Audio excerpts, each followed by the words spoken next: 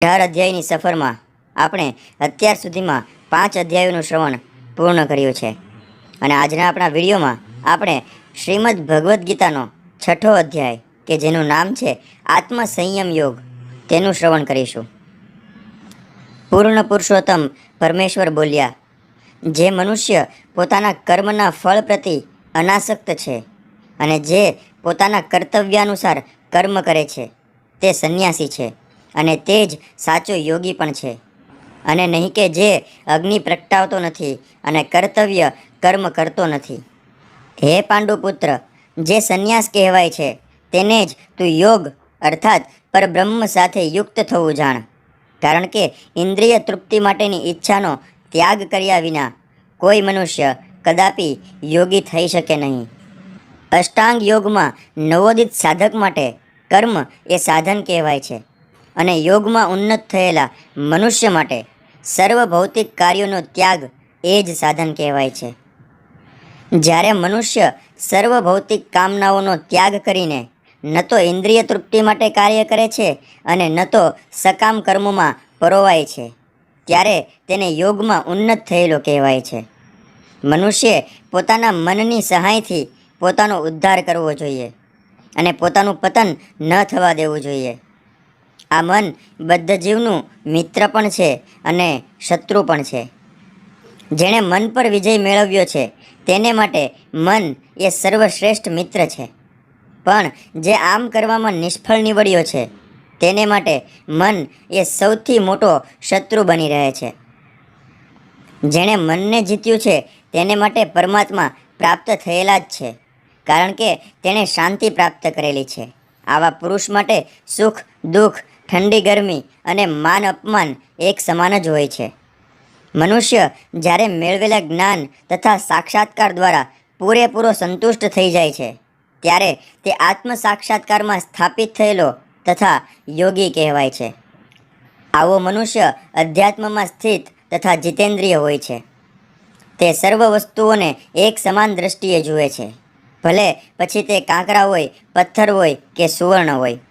જ્યારે મનુષ્ય સાચા શુભેચ્છકોને, પ્રિય મિત્રોને, તટસ્થ લોકોને, મધ્યસ્થી કરનારાઓને, દ્વેષીજનોને, શત્રુઓ તથા મિત્રોને, પાપી તથા પુણ્યાત્માઓને સમાન ભાવે જુએ છે ત્યારે તેને હજી વધારે ઉન્નત થયેલો માનવામાં આવે છે. અધ્યાત્મવાદીએ પોતાના શરીર, મન તથા આત્માને હંમેશા પરમેશ્વરમાં તલ્લીન રાખવા જોઈએ. તેણે એકાંત સ્થળે એકલા રહેવું જોઈએ તથા બહુ સાવધાનીપૂર્વક પોતાના મનને હંમેશા વશમાં રાખવું જોઈએ. તે કામનાઓથી તથા સંગ્રહવૃત્તિથી રહિત હોવો જોઈએ. યોગાભ્યાસ કરવા માટે મનુષ્યે એકાંત સ્થાનમાં જઈને ભૂમિ પર કુશ ઘાસ પાથરવું અને પછી તેને મૃગ ચર્મથી ઢાંકી ઉપર સુવાળું વસ્ત્ર પાથરવું. આસન બહુ ઊંચું કે બહુ નીચું ના હોવું જોઈએ અને તે પવિત્ર સ્થાનમાં હોવું જોઈએ. પછી યોગીએ તેની ઉપર સુસ્થિર થઈને બેસવું જોઈએ અને મન, ઇન્દ્રિયો તથા કાર્યોને વશમાં કરીને તથા મનને એક બિંદુ પર સ્થિર કરીને હૃદયને શુદ્ધ કરવા માટે યોગાભ્યાસ કરવો જોઈએ. યોગીએ પોતાનું શરીર, ગરદન તથા માથું સીધું ટટ્ટાર રાખવું જોઈએ અને નાકના અગ્રભાગ પર દ્રષ્ટિ સ્થિર રાખવી જોઈએ. આ પ્રમાણે તે સ્થિર તથા સંયમિત મનથી, ભયરહિત તથા વિષય જીવનથી પૂર્ણ રીતે મુક્ત થઈને મનુષ્ય અંતઃકરણમાં મારું ચિંતન કરવું જોઈએ અને મને જ પોતાનું અંતિમ ધ્યેય માનવું જોઈએ. આ પ્રમાણે શરીર, મન તથા કર્મમાં હર હંમેશ સંયમનો અભ્યાસ કરતો સંયમિત મનવાળો યોગી આ ભૌતિક અસ્તિત્વ સમાપ્ત થયે ભગવદ્ધામ અથવા કૃષ્ણલોકને પ્રાપ્ત કરે છે. જે મનુષ્ય અતિશય આહાર લે છે અથવા બિલકુલ આહાર લેતો નથી, અતિશય ઊંઘે છે કે પૂરી ઊંઘ લેતો નથી, તેને માટે યોગી થવાની શક્યતા નથી. જે મનુષ્ય આહાર, વિહાર, નિંદ્રા તથા કાર્ય કરવાની આદતોમાં નિયમિત રહે છે તે યોગાભ્યાસ દ્વારા સર્વ ભૌતિક દુઃખોને નષ્ટ કરી શકે છે. જ્યારે યોગી યોગાભ્યાસ દ્વારા પોતાના માનસિક કાર્યોને સંયમિત કરી લે છે અને આધ્યાત્મમાં સ્થિત થઈ જાય છે અર્થાત સર્વ ભૌતિક ઈચ્છાઓથી રહિત થઈ જાય છે ત્યારે તે યોગમાં સુસ્થિર થયેલો કહેવાય છે.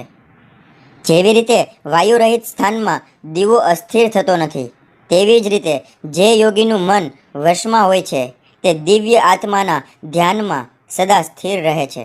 જેને સમાધિ કહેવામાં આવે છે એ પૂર્ણ અવસ્થામાં મનુષ્યનું મન યોગાભ્યાસ દ્વારા ભૌતિક માનસિક ક્રિયાઓથી પૂરેપૂરું સંયમિત થઈ જાય છે. આ સિદ્ધિનું વિશિષ્ટ લક્ષણ એ છે કે મનુષ્ય શુદ્ધ મનથી પોતાને જોઈ શકે છે અને પોતાની અંદર આનંદ માણી શકે છે. તે આનંદાવસ્થામાં મનુષ્ય દિવ્ય ઇન્દ્રિયો દ્વારા અનુભવાતા અપાર દિવ્ય સુખમાં સ્થિત રહે છે. એ રીતે પ્રસ્થાપિત થયેલો મનુષ્ય કદાપી સત્યથી જુદો પડતો નથી અને આ સુખની પ્રાપ્તિ પછી આનાથી કોઈ મોટો લાભ હોય એમ તે માનતો નથી. આવી સ્થિતિ પામીને મનુષ્ય મોટામાં મોટી વિપત્તિમાં પણ વિચલિત થતો નથી. ખરેખર સમાધિની આ અવસ્થા એ જ તો ભૌતિક સંસર્ગમાંથી ઉપજતા સર્વ દુઃખોમાંથી પ્રાપ્ત થતી વાસ્તવિક મુક્તિ છે. મનુષ્યે શ્રદ્ધા તથા નિશ્ચયપૂર્વક યોગાભ્યાસમાં નિમગ્ન થઈ જવું જોઈએ અને પથભ્રષ્ટ થવું જોઈએ નહીં. તેણે મનના અનુમાનોથી ઉત્પન્ન થયેલી સર્વ દુન્યવી ઈચ્છાઓનો સર્વથા ત્યાગ કરવો જોઈએ અને એ રીતે મન દ્વારા ઇન્દ્રિયોને બધી બાજુથી સંયમિત કરવી જોઈએ. ધીરે ધીરે ક્રમશઃ પૂર્ણ વિશ્વાસપૂર્વક બુદ્ધિ દ્વારા મનુષ્ય સમાધિમાં સ્થિત થવું જોઈએ અને એ રીતે મનને આત્મામાં જ સ્થિર કરીને અન્ય કશાયનું ચિંતન કરવું જોઈએ નહીં. મન પોતાની ચંચળ તથા અસ્થિર વૃત્તિને કારણે જ્યાં જ્યાં ભટકતું હોય ત્યાંથી મનુષ્યએ તેને સર્વથા પાછું વાળી લેવું જોઈએ અને પોતાના નિયંત્રણ હેઠળ લાવવું જોઈએ. જે યોગીનું મન મારામાં સ્થિર રહે છે તે નિશ્ચિતપણે દિવ્ય સુખની સર્વોચ્ચ સિદ્ધિને પ્રાપ્ત કરે છે. તે રજોગુણથી પર થઈ જાય છે. પરમેશ્વર સાથેની પોતાની ગુણાત્મક એકતાનો સાક્ષાત્કાર કરે છે અને એ રીતે ભૂતકાળના પોતાના સર્વ કર્મના ફળથી મુક્ત થઈ જાય છે.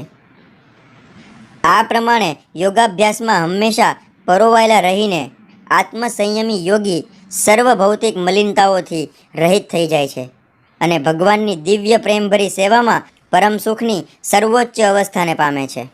સાચો યોગી સમગ્ર જીવોમાં મને તથા મારામાં સર્વ જીવોને જુએ છે. ખરેખર આત્મ સાક્ષાત્કારી મનુષ્ય મને પરમેશ્વરને સર્વત્ર જુએ છે. જે મનુષ્ય મને સર્વત્ર જુએ છે અને બધું જ મારામાં જુએ છે તેને માટે હું કદાપી દૂર થતો નથી અને તે પણ મારે માટે કદી દૂર થતો નથી. જે યોગી મને તથા સર્વ જીવોમાં રહેલા પરમાત્માને અભિન્ન જાણીને પરમાત્માની ભક્તિભાવે સેવા કરે છે તે સર્વ સંજોગોમાં મારી ભાવનામાં રહે છે. હે અર્જુન, જે યોગી પોતાની તુલનામાં સર્વ પ્રાણીઓને અને તેમના સુખોમાં તથા દુઃખોમાં પણ સમાનપણે દર્શન કરે છે તે પૂર્ણ યોગી છે. અર્જુને કહ્યું કે હે મધુસૂદન, આપે જે યોગ પદ્ધતિ સંક્ષિપ્તમાં વર્ણવી છે તે મને અવ્યવહારુ તથા નભાવી ન શકાય એવી લાગે છે, કારણ કે મન ચંચળ તથા અસ્થિર હોય છે. હે કૃષ્ણ, મન ચંચળ, ઉછંખલ, દુરાગ્રહી તથા અત્યંત બળવાન છે અને તેથી તેને વશમાં રાખવું એ મને વાયુને વશમાં રાખવાથી પણ વધારે અઘરું લાગે છે. ભગવાન શ્રી કૃષ્ણે કહ્યું કે હે મહાબાહુ કુંતી પુત્ર, નિસંદેહ ચંચળ મનને વશમાં કરવું એ અત્યંત અઘરું છે, પરંતુ યથાયોગ્ય અભ્યાસ તથા વૈરાગ્ય દ્વારા તેને વશ કરવું શક્ય છે.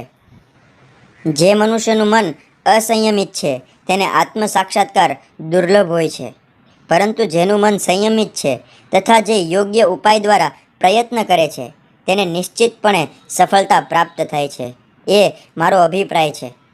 અર્જુને કહ્યું કે હે કૃષ્ણ, તે અસફળ યોગીની શી ગતિ થાય છે કે જે શરૂઆતમાં આત્મ સાક્ષાત્કારની પ્રક્રિયાને શ્રદ્ધાપૂર્વક ગ્રહણ કરે છે, પરંતુ પછીથી ભૌતિકતાને કારણે તેમાંથી વિચલિત થઈ જાય છે અને તેના પરિણામ સ્વરૂપ યોગ સિદ્ધિને પામી શકતો નથી. હે મહાબાહુ કૃષ્ણ, શું આધ્યાત્મ પ્રાપ્તિના માર્ગથી ભ્રષ્ટ થયેલો એવો મનુષ્ય આધ્યાત્મિક તથા ભૌતિક બંને સફળતાઓમાંથી પતન પામતો નથી અને છિન્ન ભિન્ન થયેલા વાદળની જેમ નષ્ટ થતો નથી, જેના પરિણામે તેને માટે કોઈ લોકમાં કોઈ સ્થાન નથી રહેતું? હે કૃષ્ણ, મારો આ સંદેહ છે તેને સંપૂર્ણપણે દૂર કરવા હું આપને વિનંતી કરું છું. આપના સિવાય અન્ય કોઈ એવો નથી કે જે આ સંશયને નષ્ટ કરી શકે.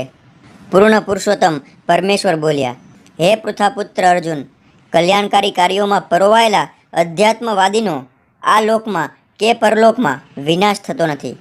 હે મિત્ર, ભલું કરવાવાળાની કદાપી અધોગતિ થતી નથી. અસફળ યોગી પુણ્યાત્મા લોકોના લોકમાં અનેક વર્ષો સુધી સુખ ભોગવ્યા પછી સદાચારી લોકોના અથવા તો ગર્ભ શ્રીમંત લોકોના કુળમાં જન્મ પ્રાપ્ત કરે છે. અથવા જો દીર્ઘ યોગાભ્યાસ પછી અસફળ રહે તો તે એવા આધ્યાત્મવાદીના કુળમાં જન્મ પામે છે કે જેઓ અતિશય જ્ઞાનવાન હોય છે. ખરેખર આ જગતમાં આવો જન્મ પામવો એ અત્યંત દુર્લભ છે. હે કુરુનંદન, આવો જન્મ પામીને તે પોતાના પૂર્વદેહની દૈવી ચેતના પુનઃ પ્રાપ્ત કરે છે અને પૂર્ણ સફળતા પ્રાપ્ત કરવાના ઉદ્દેશથી તે વધારે ઉન્નતિ પામવાનો પ્રયાસ કરે છે. પૂર્વજન્મની દૈવી ચેતનાથી તે અનાયાસે આપોઆપ યોગના નિયમો પ્રત્યે આકર્ષિત થાય છે. આવો જિજ્ઞાસુ યોગી શાસ્ત્રોના કર્મકાંડના સિદ્ધાંતોથી પર હોય છે. વળી જ્યારે યોગી સર્વ સંસર્ગ દોષથી શુદ્ધ થઈને વધુ પ્રગતિ કરવાનો નિષ્ઠાપૂર્વક પ્રયાસ કરે છે ત્યારે અંતે અનેકાનેક જન્મોની સાધના પછી સિદ્ધિ પામીને તે પરમગતિ પ્રાપ્ત કરે છે. યોગી પુરુષ તપસ્વી, જ્ઞાની તથા કર્મી કરતાં શ્રેષ્ઠ હોય છે. માટે હે અર્જુન, સર્વ પરિસ્થિતિમાં તું યોગી થા. સર્વ યોગીઓમાંથી જે યોગી અત્યંત શ્રદ્ધાપૂર્વક મને પરાયણ હોય છે, પોતાના અંતઃકરણમાં મારું જ ચિંતન કરે છે અને મારી દિવ્ય પ્રેમમય સેવા કરે છે, તે યોગમાં મારી સાથે અત્યંત ગાઢ રીતે સંકળાયેલો છે અને તે બધામાં સર્વોચ્ચ છે. આ જ મારો મત છે. આ પ્રમાણે શ્રીમદ્ ભગવદ્ ગીતાનો આત્મસંયમ યોગ નામનો 6થો અધ્યાય અહીંયા સમાપ્ત થાય છે. દર્શક મિત્રો, જો તમને આ વિડીયો પસંદ આવ્યો હોય તો લાઈક, શેર અને કમેન્ટ જરૂરથી કરજો અને મારી આ ચેનલને સબસ્ક્રાઈબ પણ કરજો. ફરી મળશું આપણે શ્રીમદ્ ભગવદ્ ગીતાના 7મા અધ્યાય સાથે. ત્યાં સુધી નમસ્તે.